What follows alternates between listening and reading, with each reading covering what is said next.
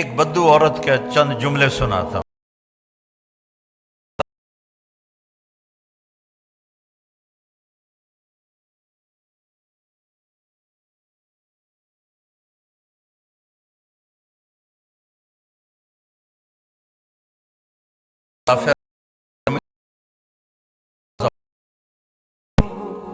تو آپ نے فرمایا یہ جو بکری کھڑی ہے میں اس کا دودھ نکالوں؟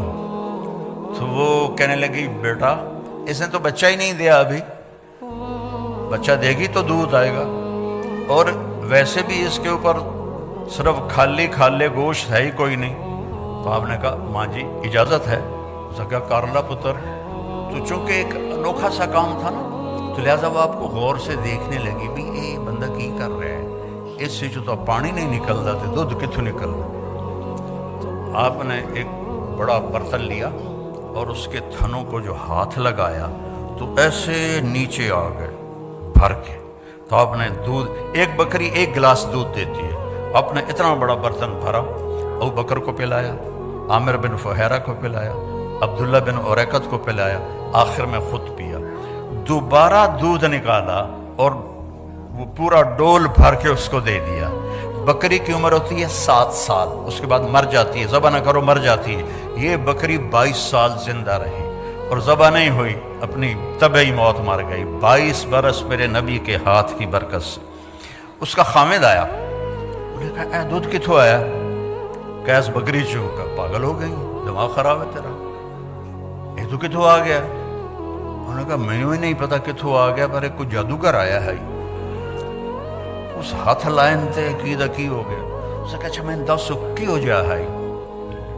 تو ہوئے آج تک ترجمے والے تھا کریں رأیت رجلا ظاہر الوضاء، الفاظ کا ردم اور موسیقی آپ سننا ذرا دھیان، ترجمہ بعد میں کروں گا۔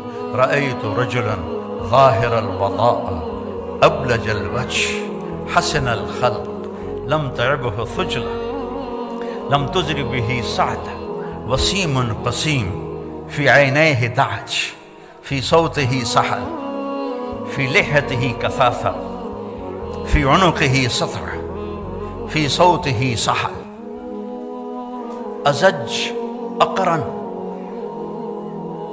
إذا تقلم علاه البهاء وإذا سقط علاه الوقار۔ کہنے لگی میں نے ایک شخص دیکھا، مجھے یوں لگا جیسے 14ویں کا چاند ہی کپڑے پہن کے زمین پہ آ گیا ہے۔ سبحان، دیہاتی عورت، دیہاتی ان پڑھ، جیسے 14ویں کا چاند ہی آ گیا ہے، ایسا حسین، اتنا خوبصورت، نہ پیٹ نکلا ہوا، نہ پیٹ نکلا ہو تو آدمی بدصورت ہو جاتا ہے، اور دبلا پتلا ہو تو بے روب ہو جاتا ہے۔ تو کہنے لگی لم تعبہ ثجلہ، اس کا پیٹ نہیں نکلا ہوا تھا کہ بدصورت نظر آئے۔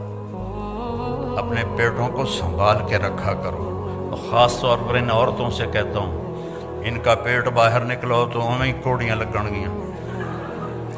کئی اتنا کھاتے ہیں ماشاءاللہ کہ پیٹ سجے پاسے ہوندہ ہے، آپ کھبے پاسے ہوندہ، آپ کھبے سجے پاسے ہوندے ہیں، پیٹ